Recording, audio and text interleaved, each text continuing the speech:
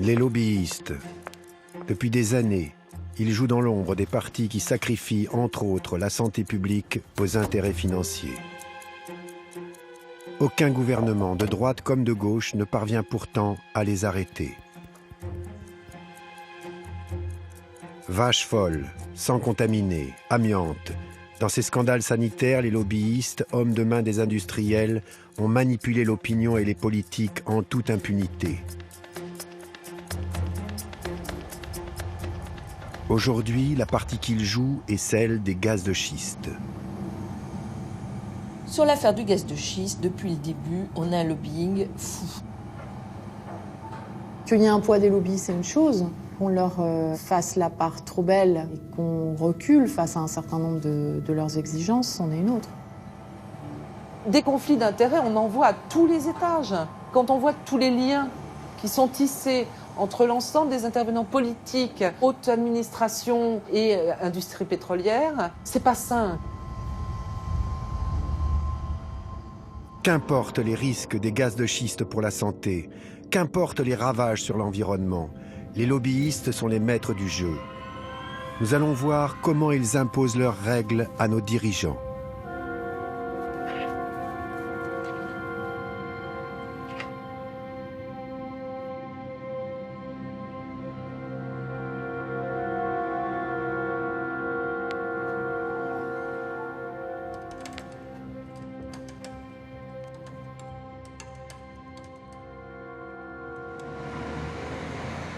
Il existe un pays où le gaz de schiste est largement exploité, les États-Unis.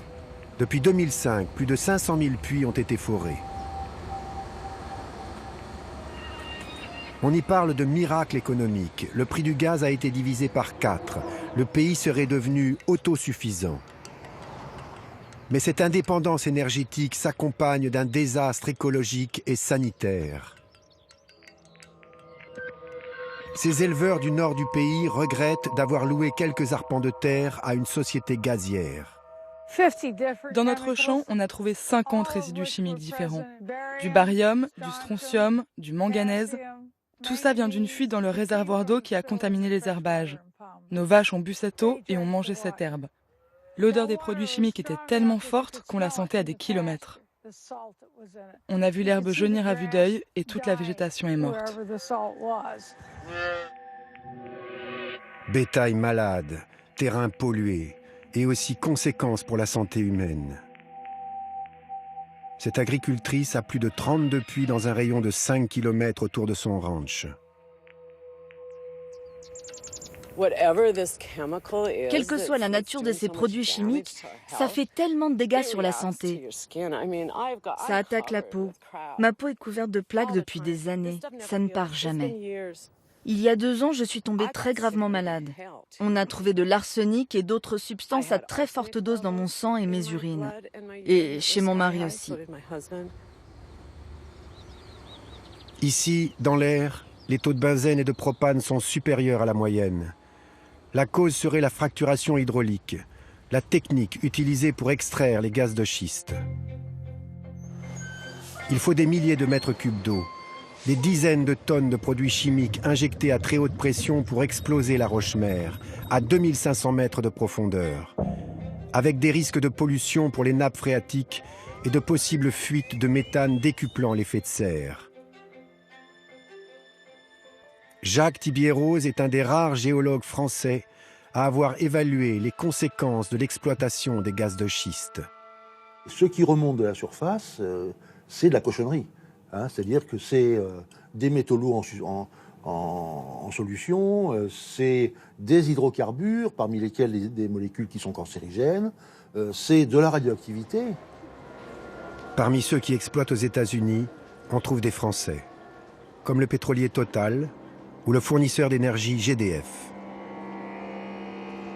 Ils sont les principaux lobbyistes des gaz de schiste et entendent bien importer la fracturation hydraulique en France, car notre sous-sol regorgerait de cette nouvelle source d'énergie.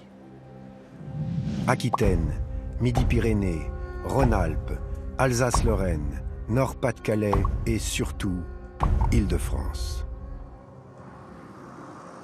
La Seine-et-Marne serait le département le plus riche, Près de Jouarre, on exploite déjà du pétrole depuis les années 60. En 2009, les industriels ont commencé à extraire du gaz et des huiles de schiste.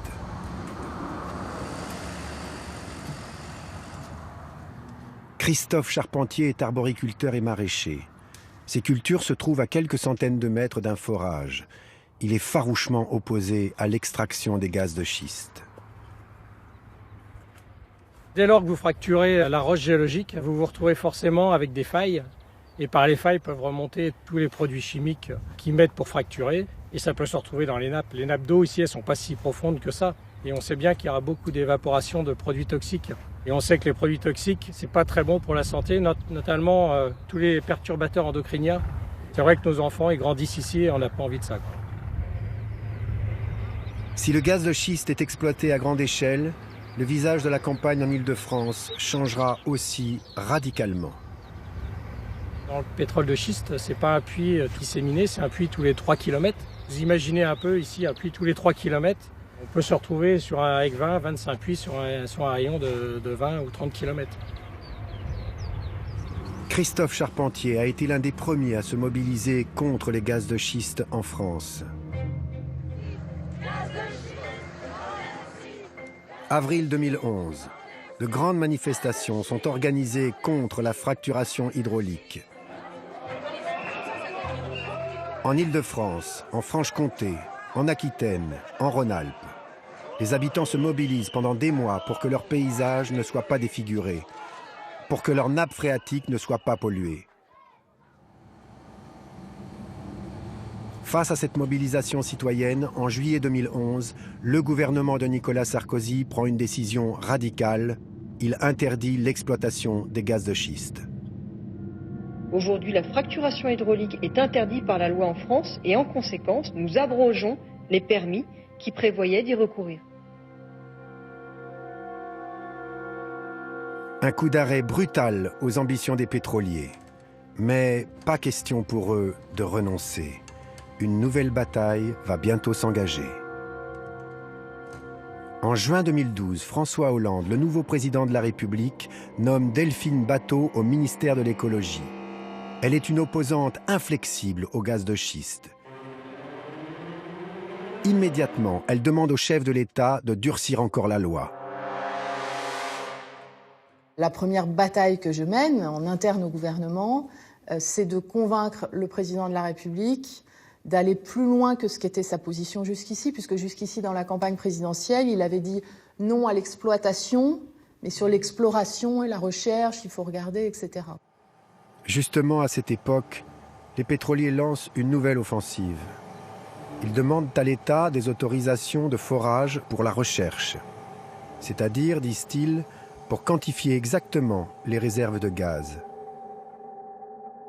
Mais la ministre arrive à convaincre le président de n'accorder aucune de ces autorisations. Il l'annonce 3 mois plus tard, le 14 septembre 2012, lors de la conférence environnementale. J'ai demandé à Delphine Batho, ministre de l'écologie, de prononcer sans attendre davantage le rejet des 7 demandes de permis déposées auprès de l'État.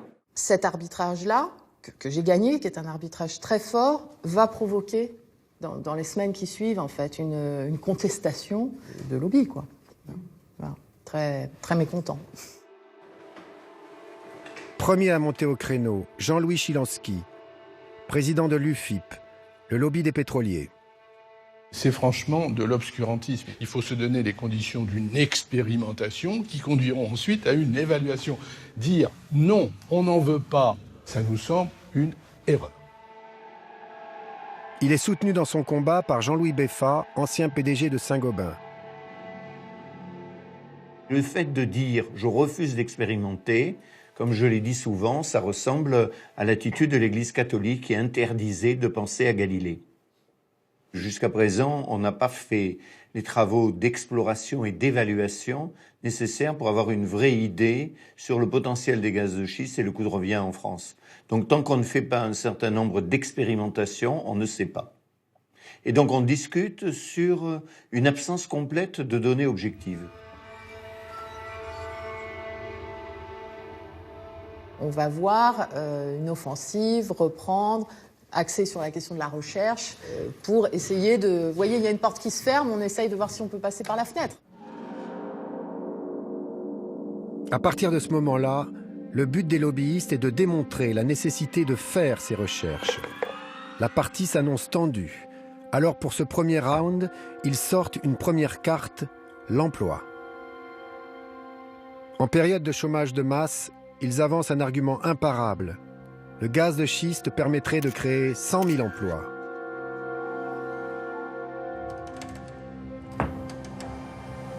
Le 14 septembre 2012, c'est le jour choisi par les lobbyistes pour sortir ce chiffre. Le jour même de la conférence environnementale, au moment où François Hollande interdit les permis de recherche. Ce chiffre des 100 000 emplois provient d'une étude inédite réalisée par SIA Partners. Ce cabinet de conseil est le premier à évaluer l'impact des gaz de schiste sur l'économie française. Un cabinet de conseil apparemment banal, mais qui en réalité travaille avec GRT, une filiale de GDF Suez, dans un groupe de réflexion sur le gaz. À qui veut l'entendre, les lobbyistes dispensent la bonne nouvelle. Si on se projette dans plusieurs années et qu'effectivement il y a une ressource importante, on peut parler effectivement de 100 000 emplois créés par cette nouvelle industrie. Et vous pensez que ça peut créer des milliers d'emplois ? Ah oui, totalement. Entre ça, évidemment avec toutes les personnes associées, hein, ceux qui feront les travaux d'aplanissement des sols pour mettre en place les forages, ceux qui feront les forages, ceux qui travailleront au recyclage de l'eau, etc., etc. Il y a plein de travaux. Pour Thomas Porcher, économiste de l'énergie, ce chiffre de 100 000 emplois ne repose absolument sur rien. L'exploitation des gaz de schiste ne pourrait pas créer 100 000 emplois, sauf si on fore autant de puits que l'on crée d'emplois. Aux États-Unis, vous avez eu 600 000 emplois directs et indirects qui ont été créés pour 500 000 puits de gaz en activité. Ça veut dire qu'en France, si on voudrait créer 100 000 emplois, il faudrait forer 90 000 puits. Ça veut dire une trentaine de puits par jour d'aujourd'hui à 2020. Donc ce serait un forage intensif énorme. Parmi les résultats mirifiques de l'étude SIA, un autre argument est retenu par les lobbyistes. Exploiter le gaz de schiste aurait un impact très fort sur l'indépendance gazière en France. Selon eux, cela permettrait de réduire nos importations à hauteur de 7 milliards d'euros. Une fois encore, pour les anti-gaz de schiste, c'est du vent. Il y a cette idée qu'il y aura une sorte de baguette magique. C'est-à-dire qu'il y aura un truc là dont il suffirait de décider de l'exploiter pour régler d'un coup tous les problèmes de l'industrie française et tous les problèmes de l'économie française. Pourtant, après la sortie de l'étude de SIA, une partie de la presse reprend ces informations sans écouter les arguments des opposants.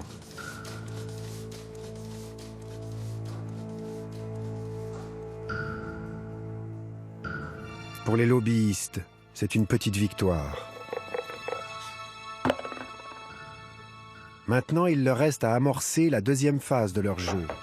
Pour diffuser leurs idées, ils ont besoin de s'appuyer sur des hommes et des femmes qui font autorité.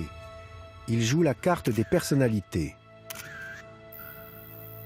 Les lobbyistes peuvent toujours compter sur les grands patrons.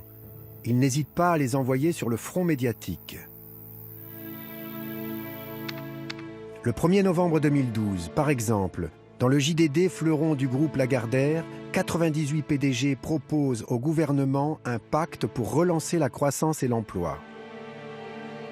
Parmi ces personnalités, Gérard Mesralet, PDG de GDF, Christophe de Margerie, PDG de Total, ou encore Philippe Crouzet, patron de Vallourec, le numéro 1 mondial des tubages en acier, utilisés entre autres dans la fracturation hydraulique. Dans leurs recommandations, on trouve notamment celle-ci. Il faut se donner les moyens d'explorer et d'exploiter nos ressources nationales comme les gaz de schiste. Mais s'appuyer sur les grands patrons n'est pas suffisant. Ce que les lobbyistes cherchent absolument, c'est le soutien des hommes politiques. Ils veulent en faire des alliés qui ensuite pourront légiférer et défendre leurs projets, et peu importe leur couleur politique. Régulièrement, les lobbyistes arpentent les couloirs de l'Assemblée nationale et du Sénat, où ils organisent des réunions et des dîners.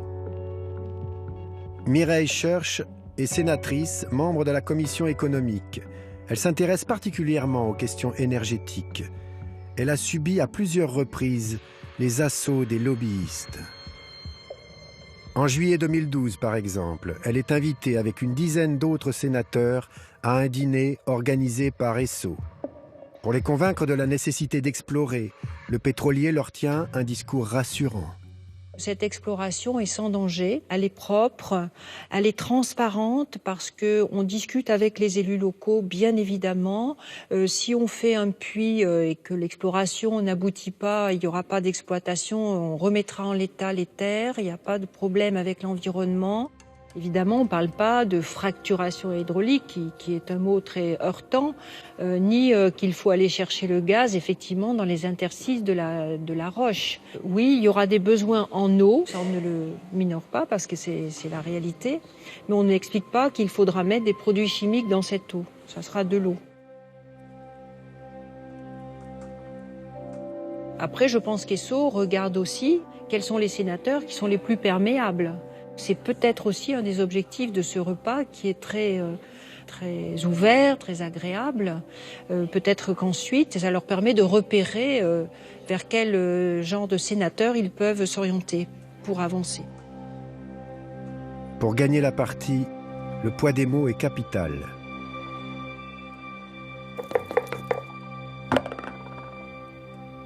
Les lobbyistes savent que le mot fracturation hydraulique ne passe pas auprès de l'opinion publique. Alors, ils jouent à fond une carte maîtresse, celle de la fracturation écologique. C'est la troisième phase de leur plan, le greenwashing.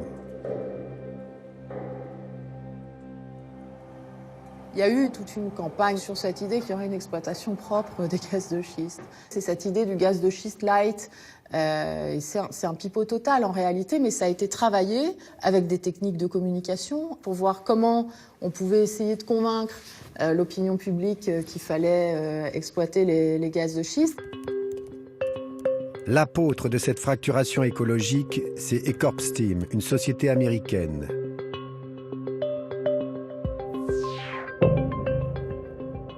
Elle propose un nouveau procédé, soi-disant propre, sans eau ni produits chimiques. Une fracturation au propane non inflammable. À la place de l'eau, c'est une sorte de propane liquéfié, l'heptafluoropropane, qui est injecté dans le sol à haute pression pour fracturer la roche-mère. Florence Mézel est directrice du cabinet de conseil qui représente EcorpSteam en France. Elle démarche les politiques pour vendre son concept, mais elle se défend d'être lobbyiste. On n'est pas du tout le lobby du gaz de schiste. Le lobby du gaz de schiste, c'est les autres. Nous, on est là avec une bonne nouvelle. Si le gouvernement accepte d'aller voir ce qu'on a sous les pieds, eh ben nous, on a une solution qui est élégante, qui est respectueuse de l'environnement. Florence Mézel nous explique comment elle a réussi à faire passer en France cette idée de fracturation écologique. Pour elle, tout commence en juin 2012. Elle contacte Bercy et insiste pour rencontrer Arnaud Montebourg, le tout nouveau ministre du redressement productif. On prend contact avec son entourage et on présente notre proposition, y compris au ministre d'ailleurs, qui, je crois, manifeste de l'intérêt. Un mois plus tard, en commission à l'Assemblée nationale, Arnaud Montebourg semble convaincu. Est-ce qu'il y a des évolutions technologiques possibles? La réponse est oui. Donc il faut mettre l'ensemble de ces questions sur la table et en débattre tranquillement. Florence Mézel poursuit ensuite son lobbying à l'Assemblée nationale. Au sein de l'OPE-CST, l'Office parlementaire des choix scientifiques et techniques.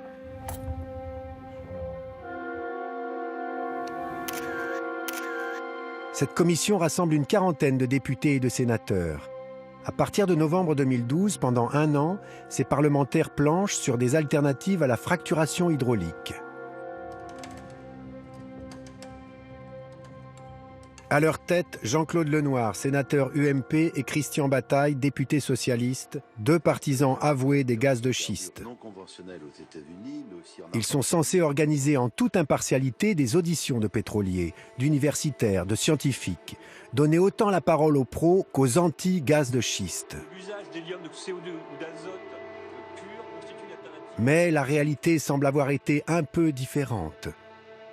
Marie Zarditi, écologiste, a été auditionnée le 7 mars 2013. Si vous voulez, il y a un moment donné, vous sentez qu'eux, ils sont acquis à la cause des gaz de schiste. Complètement, totalement. J'en ai fait beaucoup des auditions, donc on voit bien la différence entre les gens intéressés par ce que vous dites, qui relancent, qui posent d'autres questions, parfois qui ne sont pas d'accord, donc qui vous challenge, mais ils écoutent. Là, comment dire, j'avais un poste de là-dedans qui attendait que ça se termine. 80% des auditions réalisées donnent la parole aux pro-gaz de schiste. Une aubaine pour Florence Mézel pour faire entendre la petite musique des Corpsteam. Bien entendu qu'à partir du moment où on a su que cette mission allait être lancée, on a immédiatement pris attache avec les rapporteurs, bien sûr, qui nous ont d'ailleurs immédiatement reçus et qui étaient d'ailleurs très intéressés et un peu excités d'ailleurs à l'idée que, enfin, on propose une alternative. John Strache, qui est président-directeur général d'Corpstream. Mr. Chairman, members of Parliament, merci beaucoup. C'est ainsi que John Trash, le PDG des Corpsteam, est auditionné par les parlementaires le 18 avril 2013. Il tient un discours extrêmement rassurant sur les nouvelles techniques de forage. Donc, pas de possibilité de fuite qui, si elle n'est pas détectée, pourrait aboutir à un incendie ou à une explosion. Immédiatement après l'audition du PDG des Corpsteam, Florence Mézel recontacte le ministère d'Arnaud Montebourg. Donc on a informé le cabinet Montebourg du fait qu'on avait été auditionné, simplement pour leur faire comprendre qu'on crédibilisait nous-mêmes notre propre offre, ce qui pouvait, dans l'avenir, permettre au ministre de parler d'une solution qui n'était pas inconnue au bataillon, en quelque sorte. Les arguments des Corpsteam semblent convaincre le ministre. Arnaud Montebourg, qui affirmait avant d'entrer au gouvernement être opposé au gaz de schiste, devient un ardent défenseur d'une technique de fracturation propre. Pour moi, je ne suis pas favorable à l'exploitation des gaz de schiste de façon polluante. Mais si on élimine le problème de la pollution en sous-sol et en surface, et pourquoi s'en priver? Finalement, s'il y a une stratégie technologique, une nouvelle technique qui préserve l'environnement, il faut qu'on en discute, parce que là, ça vaut la peine. Sauf que le fluoropropane, qui c'est qui a essayé aujourd'hui en France et ailleurs dans le monde? Personne.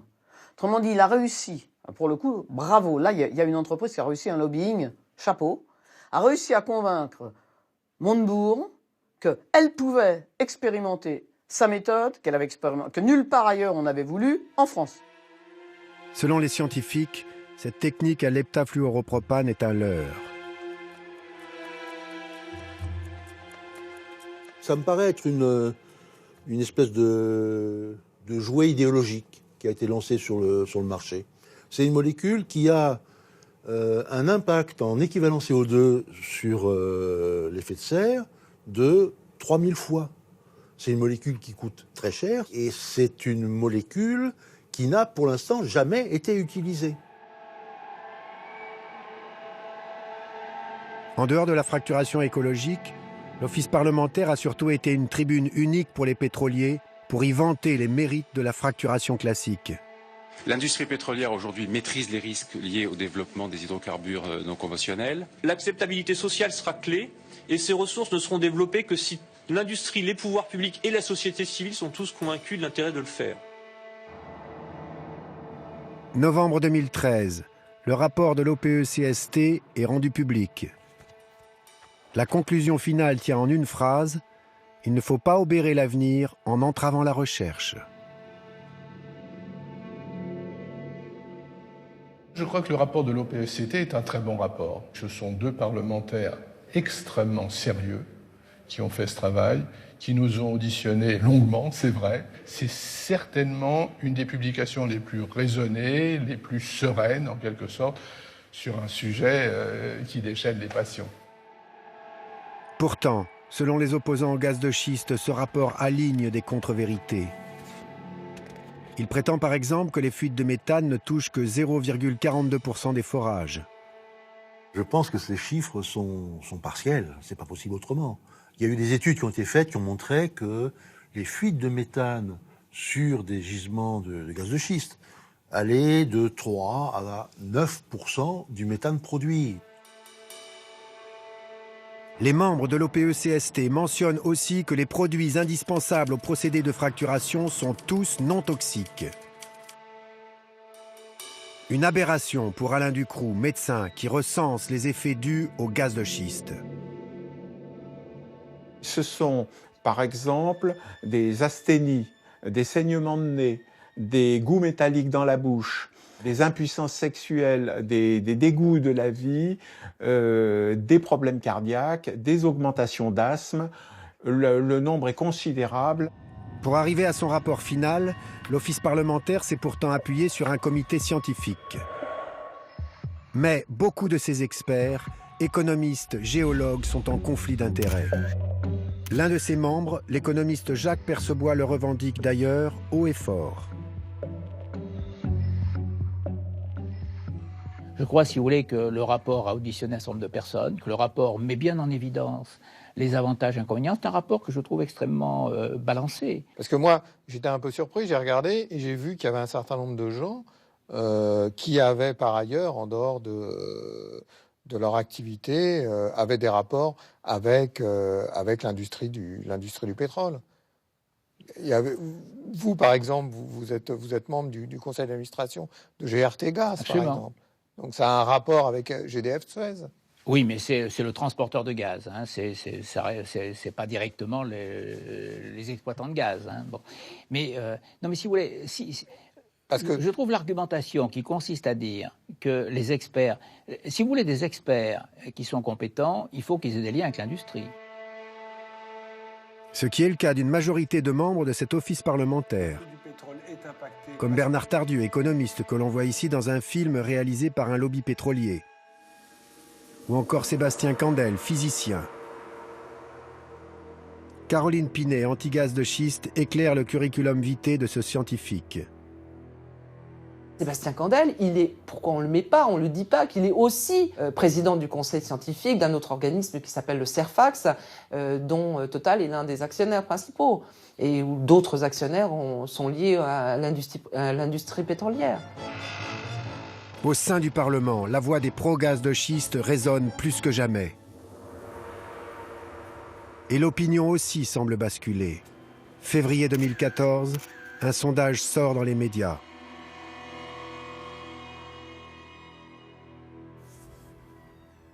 Faut-il, selon vous, mener des recherches pour trouver un mode d'exploitation compatible avec la protection de l'environnement? Eh bien, c'est plutôt une surprise. 69% des Français y sont favorables. Ce sondage a été réalisé par Tilder, une agence de communication. Beaucoup de ses clients sont impliqués dans les gaz de schiste, comme GDF Suez ou Solvay, un géant de l'industrie chimique. C'est la démonstration que finalement le débat n'est pas complètement terminé, complètement clos sur le sujet. Il ne faut pas oublier que nous sommes dans une période de crise économique et que si un miracle a eu lieu aux États-Unis à cause ou grâce au gaz de schiste, on puisse imaginer qu'en France, un autre miracle économique ou bien que des bénéfices économiques puissent en être tirés. Les lobbyistes récoltent les fruits de leurs actions. Au même moment, des personnalités se rallient à la cause des pétroliers, comme Maude Fontenoy, à la tête d'une fondation environnementale, et surtout le ministre Laurent Fabius. Moi, je suis là juste pour vous dire que je trouve du bon sens de rouvrir le débat et surtout de se poser la question de quelles sont les technologies. Qu'on fasse des recherches pour savoir s'il y a une autre possibilité d'exploiter le gaz de schiste, ça me paraît normal. Quant à ceux qui s'opposent aux pétroliers, ils ont de plus en plus de mal à faire entendre leurs arguments. L'épisode du renvoi de Delphine Batho 1 an plus tôt donne une idée des pressions exercées au sommet de l'État.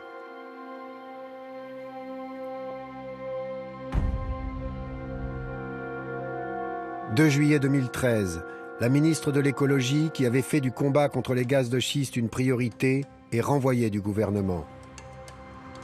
La raison officielle de son limogeage est une interview qu'elle a donnée le matin même à une radio nationale. Elle dénonçait les coupes budgétaires dont son ministère a été victime. Mais pour elle, la raison est à chercher ailleurs.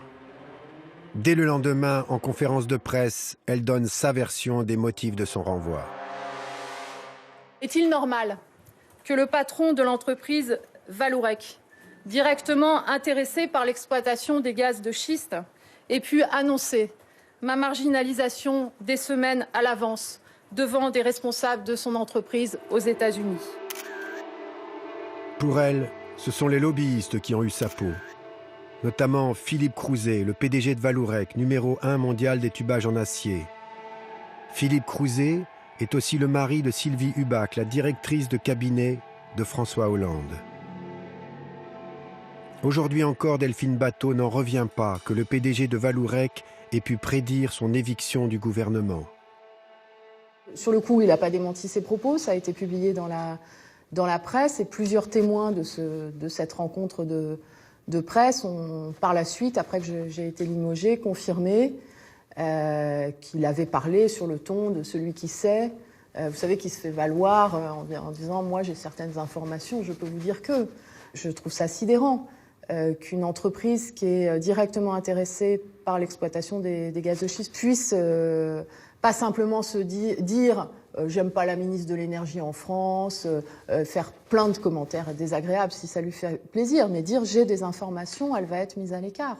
Ça, c'est préoccupant. Oui. Qu'il y ait un poids des lobbies, c'est une chose. Qu'on leur fasse la part trop belle et qu'on recule face à un certain nombre de leurs exigences, c'en est une autre.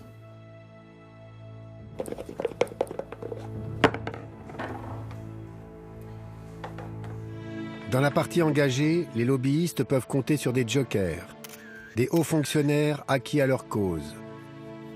Ils sont nommés à des postes clés dans les ministères jusqu'au plus haut niveau de l'État. Une histoire qui s'est déroulée en Seine-et-Marne illustre bien leur pouvoir. Début 2010, le pétrolier S-Oil veut racheter des terrains à un autre pétrolier pour un jour pouvoir forer. Mais il doit obligatoirement obtenir ce que l'on appelle un permis de mutation, un permis délivré par le ministère de l'écologie. Pendant 1 an, le ministère ne répond pas aux demandes de S-Oil. Le pétrolier attaque alors l'État au tribunal administratif de Pontoise. Tous ces procès, il y en a eu une bonne vingtaine, tous ces procès ont été perdus par l'État. Et ces procès ont été perdus par l'État parce que l'État ne s'est pas présenté. L'État ne s'est jamais défendu. Et donc au final, le tribunal administratif dit à l'État « Je vous signale que vous devez répondre. Et que passé telle date, si vous n'avez pas répondu, eh bien, vous serez condamné à une astreinte. Vous devrez verser plusieurs milliers d'euros chaque jour à cette société à laquelle vous n'avez pas répondu. » Le 2 juillet 2013, Delphine Batho quitte le ministère de l'écologie. Philippe Martin la remplace et hérite du dossier. Devant la situation judiciaire, il demande conseil aux hauts fonctionnaires de la direction de l'énergie. Charles Lamirault est l'un d'eux. Il est en poste depuis 24 ans. Et il explique au nouveau ministre qu'il faut octroyer les permis à S-Oil. Nous, on nous a demandé ce qu'on en pensait. Nous, on applique les règles, purement. Comme un arbitre sur un terrain de football, je le dis toujours, nous, on a un code, on applique. Il y a 2 critères, capacité technique et financière. Point barre. Financière, S l'avait. S, c'est un des plus gros opérateurs internationaux. Et puis technique, technique, ils avaient quand même fait déjà des forages. S a fait des milliers de forages à travers le monde. Donc les mutations de S, il n'y avait aucune raison qu'on les refuse, parce que c'était leur droit. Philippe Martin suit ce conseil. Le 8 novembre 2013, lors d'une réunion avec des collectifs anti-gaz de schiste de Seine-et-Marne, le ministre leur annonce qu'il octroie à S-Oil les permis de mutation. Et le 8 novembre, on entend quoi? Philippe Martin nous dire « Vous savez qui je suis un militant, j'ai lutté contre les gaz de schiste quand j'étais dans le Gers, je m'y suis opposé, je suis tout à fait contre, mais j'ai été condamné par la justice à signer les mutations. Je suis vraiment navré, je ne peux pas faire autrement, je suis condamné par la justice. » Sauf que ça, c'est une histoire et qu'il y en avait une autre. Le juge, en réalité, a demandé à l'État de produire une réponse écrite à S-Oil. Mais vous pouvez dire oui ou vous pouvez dire non. Vous n'êtes pas dans l'obligation de dire oui à S-Oil. Vous êtes dans l'obligation de répondre à S-Oil à la question qui est posée. Et la question qui est posée, c'est est-ce que oui ou non, vous acceptez que ces permis, maintenant, soient dans le patrimoine de S-Oil. Les anti-gaz de schiste tombent des nues. Pour eux, le ministre a été induit en erreur. Il reproche surtout la mauvaise foi des fonctionnaires qui se trouvent à ses côtés. Le directeur juridique du cabinet nous a expliqué qu'il ne s'était pas défendu parce qu'il y avait tellement de procès contre l'État que s'il devait aller partout, il outrepasserait son budget et qu'il n'avait pas le budget pour se défendre. Donc c'est sûr qu'aller jusqu'à Cergy-Pontoise, quand le ministère est boulevard Saint-Germain, ça fait un ticket de RER, donc c'est long. À qui profite le silence de l'État devant les tribunaux administratifs dans cette affaire de permis? C'est clair que ça profite aux opérateurs industriels qui souhaitent effectivement se lancer dans l'exploration des gaz et des huiles de schiste. Oui, ça c'est certain. Alerté par les anti-gaz de schiste, le ministre refuse finalement à S-Oil les permis de mutation, contre l'avis des hauts fonctionnaires qui l'entourent.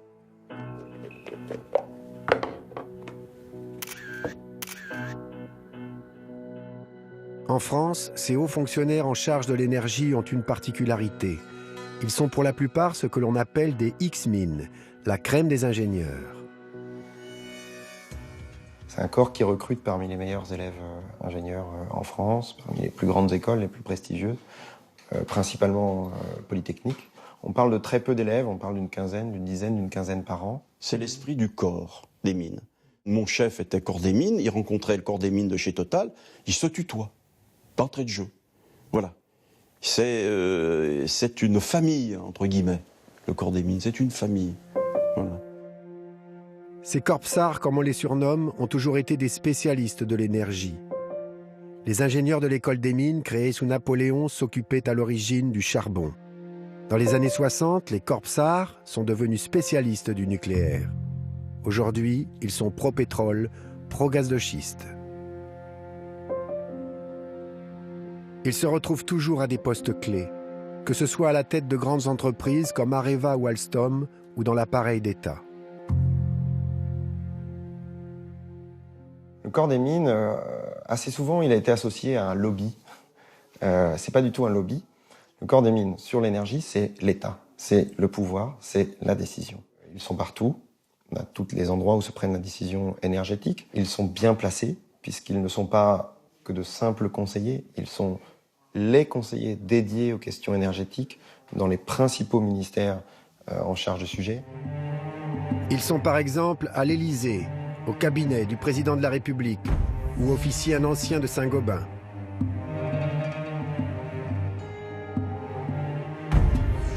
Au cabinet d'Arnaud Montebourg.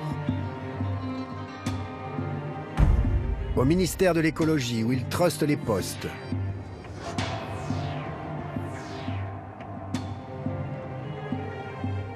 Au CGE-IET, une annexe du ministère de l'économie. Enfin, à l'Institut français du pétrole, l'IFPEN, une véritable toile d'araignée. Le corps des mines, il travaille un peu dans l'ombre des hommes politiques. De par tradition, c'est toujours les X-Mines ont toujours leur opinion a toujours été prise en compte. D'ailleurs, que ça soit pour des ministres de gauche comme de droite.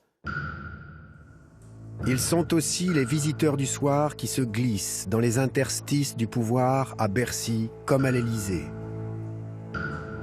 Et là, c'est un autre personnage du corps des mines qui rentre en scène, c'est, je dirais, le chef de file du corps des mines, et c'est Jean-Louis Beffin, qui lui était le PDG de Saint-Gobain.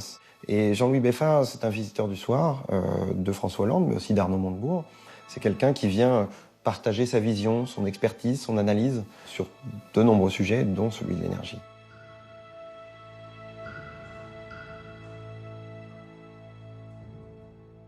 Et Arnaud Montebourg a dit d'ailleurs que vous étiez la première personne qu'il a reçue quand il a été nommé ministre. C'est vrai. Il m'a reçu une demi-heure après la passation des pouvoirs. Pourquoi ? Parce que sans doute il avait confiance dans ce que je pouvais lui dire. Si vous voulez, l'État a besoin d'une expertise technique objective. C'est utile également d'avoir des gens qui n'ont pas des a priori pour conseiller les ministres. Vous pensez que les X-Mines n'ont pas d'a priori ? Non, absolument pas. Je pense qu'ils croient uniquement à ce qui est ce pour comment ils ont été formés dans les écoles d'ingénieurs scientifiques, à la rationalité scientifique. En France, la pression s'accentue au cœur du pouvoir, mais la partie n'est pas encore gagnée. En Europe, par contre, les lobbyistes ont réussi à remporter la mise. Ils ont empêché l'adoption d'une loi communautaire interdisant les gaz de schiste. La bataille débute en 2012 au Parlement européen. Les pétroliers se sentent alors menacés, car un groupe de députés écologistes veut réglementer la fracturation hydraulique. Ils commandent plusieurs études. Toutes soulignent une fois encore les dangers du gaz de schiste. C'est-à-dire les conséquences sur l'eau, les conséquences sur la santé, les produits chimiques, la dévalorisation des terrains, la dévalorisation des propriétés, enfin tout ce que tout le monde sait, plus les questions de mini-séismes, voire de séismes plus importants, qui sont provoqués pas seulement par la fracturation, mais surtout par les masses d'eau qui sont réinjectées dans le sol. Janez Potočnik, le commissaire européen responsable de l'environnement, assure aux députés qu'il se battra lui aussi pour une réglementation plus contraignante. Michel Rivasi, député Europe Écologie Les Verts, se souvient de ce qu'il leur a promis. Le commissaire de l'environnement, qui est M. Potočnik, nous fait la déclaration suivante. Il faut renforcer les directives qui peuvent être impactées par la fracturation, notamment la directive sur l'eau, notamment la directive sur l'air, notamment aussi la directive sur les impacts environnementaux, et faire une réglementation spécifique sur l'exploitation des gaz de schiste. C'est à ce moment-là que les lobbies entrent en action. Ils vont tout mettre en œuvre pour faire plier le commissaire européen à l'environnement et torpiller toute velléité législative. À Bruxelles, les industriels entretiennent une armée de lobbyistes. Ils sont près de 20 000 à déambuler dans les allées des institutions. Comme en France, ils organisent des dîners, des conférences, rencontrent les décideurs. Moi, j'ai eu Total, par exemple, plusieurs fois dans mon bureau. Ils essaient de voir quel est l'état de connaissance des députés. Et puis, s'ils s'aperçoivent qu'il n'y a pas, ils ne savent pas grand-chose là-dessus, ils les désinforment en disant « mais c'est une pratique courante ». Donc, il y a du mensonge de partout. Et cette façon de faire, si un député n'est pas très au courant, il va voter pour le progrès, soi-disant. Cette propagande est subie au quotidien par les députés européens. À l'approche de chaque échéance importante, elle se fait de plus en plus pressante. Exemple en novembre 2012, le jour du vote d'un rapport sur les conséquences négatives des gaz de schiste. Au Parlement, juste à l'entrée de l'hémicycle, les députés tombent sur cette exposition. Comment les gaz de schiste transformeront l'Europe ? Des écrans géants vantent une ressource abondante, en harmonie avec la nature. Tout fait penser à un événement organisé par des écologistes. Le vocabulaire est militant. On y parle d'énergie responsable ou de coalition citoyenne. J'étais interpellée parce que c'était hyper, vraiment la grande exposition avec énormément de moyens. Michel Rivasi décide de se renseigner. Et elle découvre que la coalition citoyenne Énergie Responsable est une association fantôme créée et financée par un lobby pétrolier polonais. Normalement, quand c'est des lobbyistes qui organisent, ça arrive souvent que les lobbyistes organisent des expositions, ça doit être inscrit dans le registre sur la transparence concernant la présence des lobbies. Et là, il ne l'avait absolument pas fait. Donc c'est une façon déguisée de dire, voyez, il y a même des citoyens qui sont favorables au gaz de schiste, alors que c'est les pétroliers qui le financent. L'organisation de cette exposition le jour du vote fait scandale. Certains députés, comme Corinne Lepage, s'en plaignent immédiatement dans l'hémicycle. Je dois dire que depuis 3 ans et demi que je suis députée ici, je n'ai jamais vu un lobbying aussi intense sur un texte que nous avons à voter. C'est quelque chose qui est tout à fait inacceptable. Les lobbyistes ne se contentent pas de faire pression au Parlement. Ils visent aussi la Commission européenne. Là, ce sont des gouvernements qui passent à l'action. Vous savez, au sein de l'Europe, les plus grands ennemis de l'environnement aujourd'hui, c'est les Anglais et les Polonais. Les Polonais sont fous de tout ce qui est minier, sont des adversaires acharnés de la politique climatique de l'Europe. Et aujourd'hui, ils sont rejoints par l'Angleterre, qui est devenue pro-nucléaire, pro-OGM, pro-gaz de schiste, enfin pro-tout ce qui, à terme, est une menace majeure pour l'environnement. Ces États pro-gaz de schiste peuvent compter sur un allié, José Manuel Barroso. À l'époque, il est président de la Commission européenne. En 2013, il les aide à mettre au pas Janez Potočnik, le commissaire responsable de l'environnement, qui veut une loi contraignante sur la fracturation hydraulique. On a notamment pu avoir accès à des lettres échangées entre la représentation permanente anglaise, le gouvernement de David Cameron en Angleterre et José Manuel Barroso. Puisqu'on s'est rendu compte, grâce à ces lettres-là, que José Manuel Barroso a décidé de bloquer l'initiative de Potočnik en lui faisant comprendre qu'une solution législative ne serait pas acceptable et ne serait pas autorisée par lui. Dans cette lettre confidentielle, en novembre 2013, les délégués anglais se félicitent de la position de Manuel Barroso, qui a bloqué pour l'instant toute discussion sur une proposition de loi. Ils soulignent que leurs principaux alliés sont la Pologne, la Slovaquie et la République tchèque, qui représentent quasiment une minorité de blocage. Et ils concluent, il faut continuer le lobbying. 6 mois plus tard, les Anglais peuvent crier victoire. La Commission adopte seulement des recommandations. Contrairement à une loi, elles n'ont rien d'obligatoire, rien de contraignant. Chaque État décide des règles qu'il applique. Moi, j'ai vu M. Potočnik qui était désespéré. Et il a totalement perdu. Et vous voyez bien que tout est fait pour que partout les gens ont envie de forer, d'exploiter, ils puissent le faire. Et puis dans 5 ans, quand tout sera bien cochonné, à ce moment-là, on se posera éventuellement la question de la réglementation. Les pétroliers ont maintenant les mains libres en Europe. Et conscients du danger de la fracturation hydraulique, ils vont chercher à se protéger au cas où cela tournerait mal. Les lobbyistes vont alors réussir un dernier coup, empêcher que des études d'impact soient rendues obligatoires avant de forer. Les conséquences sont considérables. Pourquoi elles sont considérables? Parce que quand il y a un pétrolier ou un gazier qui veut faire l'exploration des gaz de schiste, si vous n'avez pas fait le point zéro avant, c'est-à-dire étudier la qualité de l'eau, les conséquences par exemple sur la quantité d'eau qu'il va falloir faire pour la fracturation hydraulique, si ça c'est pas fait, le pétrolier va faire comme aux États-Unis. C'est-à-dire qu'il vient, il fait son forage, il pollue et il s'en va. Et après vous allez attaquer le pétrolier, mais il va dire mais c'est pas dû à moi ça. Moi cette pollution elle était préexistante. La décision d'imposer des études d'impact doit être prise au niveau des gouvernements au Conseil européen. Chaque pays doit donc donner son avis.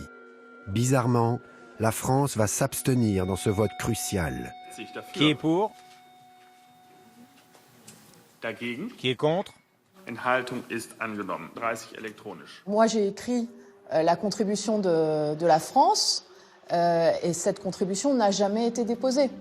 Et donc, à la consultation de la Commission européenne sur les gaz de schiste, il n'y a pas eu de réponse de la France. C'est pas parce qu'elle n'a pas été écrite. Ce qu'il faut bien voir en France, c'est tout ce qui touche à l'énergie, c'est pas les ministères qui le font, c'est l'Élysée. Les fonctionnaires, surtout dans des délégations comme ça de représentation française, ils peuvent avoir des messages qui viennent pas forcément que de la ministre concernée, mais qui viennent de l'Élysée. Et entre la ministre concernée et l'Élysée, c'est l'Élysée qui prime. Lors de ce conseil, donc, la France s'est abstenue, l'Allemagne s'est abstenue, ce qui équivalait en réalité à donner la majorité à ceux qui ne voulaient pas d'études d'impact, c'est-à-dire l'Angleterre, la Pologne, la Hongrie et les autres. Pourtant, officiellement, le président Hollande est contre l'exploitation des gaz de schiste. Tant que je suis président, il n'y aura pas d'exploration du gaz de schiste en France. C'est un peu schizophrénique quand même de la part de la France qui, d'un côté, chez elle, déclare qu'elle est contre l'exploitation des gaz de schiste. Et ça veut dire qu'elle a cédé au lobby de Gaz de France, de Total et des autres. Voilà, c'est une position qui est schizophrénique et parfaitement hypocrite. Après 2 ans de campagne, les lobbyistes sont en passe de gagner la partie. Les dériques se multiplient en Europe. La Pologne est la première, fin 2013, à permettre l'exploitation des gaz de schiste. Début 2014, le Royaume-Uni l'autorise à son tour. Total et GDF Suez sont de la partie. Quelques mois plus tard, le Danemark emboîte le pas. Là encore, c'est Total qui obtient des permis de forage. Quant à la France... Je pense, si vous voulez, que la France se rendra compte qu'en matière d'énergie, elle a des problèmes graves et que se passer d'une ressource qui peut être importante, avec tous les problèmes qu'a la France, nous coûte très cher. Si sur les gaz de schiste, on perd 3 ans, c'est pas un drame. Vous pensez qu'on ne fait que perdre en 3 ans? Oui. Et vous pensez profondément qu'à la fin, vous gagnerez? Parce que c'est pas que je gagnerai, je pense que la raison gagnera.